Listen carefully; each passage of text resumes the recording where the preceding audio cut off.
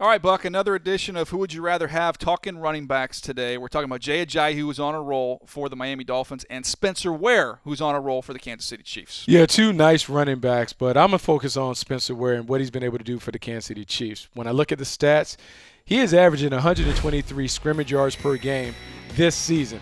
And what I like about my running backs, what I like in my running backs are guys that are versatile, guys that can run downhill, run through arm tackles, but yet find a way to get to the second level and make explosive plays. Here we see him run through this arm tackle at the point of attack, get through the crease, find a way to get all the way out the back door. Now, he doesn't necessarily have the home run speed, but I believe the game is played in a 10 to 15-yard box. He consistently delivers those big plays. What I also like about Spencer Ware is he's a guy that can be used in the passing game. Here we see him in empty formation. He's going to haul in the screen, watch him get behind his blockers. He's going to turn a short pass into a big game because he's nifty and crafty with his footwork, slips through another arm tackle, gets back down to the boundary, finds a way to take it to the pay dirt, puts it in the paint. Spencer Ware is a nice complement to Jamal Charles, but he also has the ability to be a feature back. It's hard to find running backs that can do a couple different things in the lineup. Spencer Ware is one of those rare commodities in the National Football League. Ware out of LSU, a running back factory, another running back factory, apparently Boise State. But Jay Ajayi was doing his damage. He also had Doug Martin there previously as well. But look, he's got on a roll now behind this Miami offensive line, Bucky. And when I watch him and break him down, there's a couple things that stand out to me about his running style. He's got great vision. He's got great feel. And obviously the great strength. Backed up here in their end zone.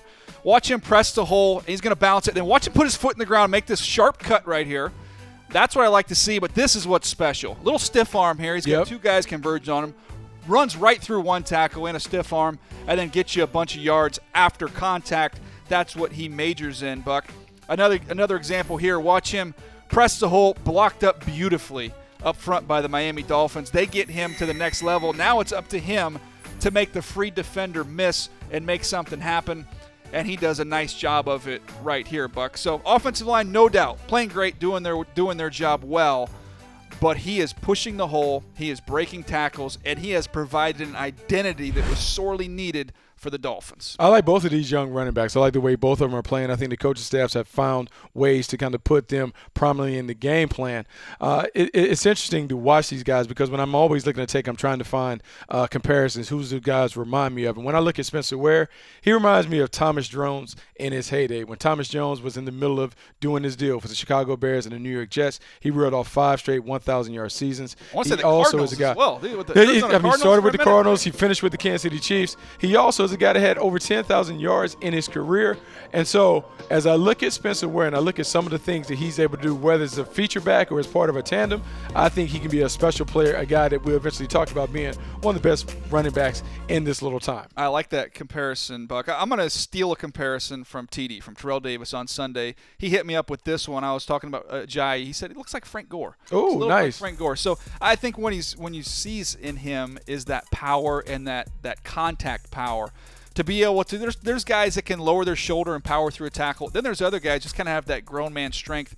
Doesn't even matter where their pads are. They just run through tackles, and that's what he does there for the Miami Dolphins. Frank Gore, maybe a little bit more juice, but I love the physical nature that Ajayi plays with. Yeah, I like how physical he is. I absolutely believe that he has given them an identity on offense. The Miami Dolphins are now more physical. They've taken some of the pressure off Ryan Tannehill. Because of that, they're beginning to win games. Same thing in Kansas City. Everyone wanted Jamal Charles to come back, but he may not run back into that number one job because he doesn't have the ability to do it, just like Spencer Ware does. You can take your time. All right, let's let the people at home vote on who you'd rather have. You are going with Spencer Ware. Your closing argument for why Ware over Ajayi? I think Ware is a little more versatile in terms of his ability to contribute in the passing game. I think he has natural hands. We've seen him in the screen game. He also can catch balls out the backfield. I think he's a little more versatile and dynamic than Jay Ajayi.